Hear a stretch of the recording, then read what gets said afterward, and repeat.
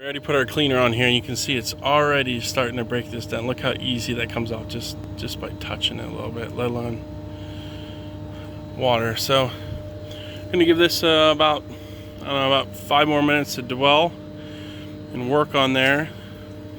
The special soap that we use actually kills all this green algae, and that's why it's not green anymore. This is like this brown color. And so we're gonna take care of all this for our client. Yeah, it comes off really easy. So let me show you how that works. Alright, so here's the same siding, and I'm going to show you. Like, there's some of that spot there where it's all dead. And take it right off.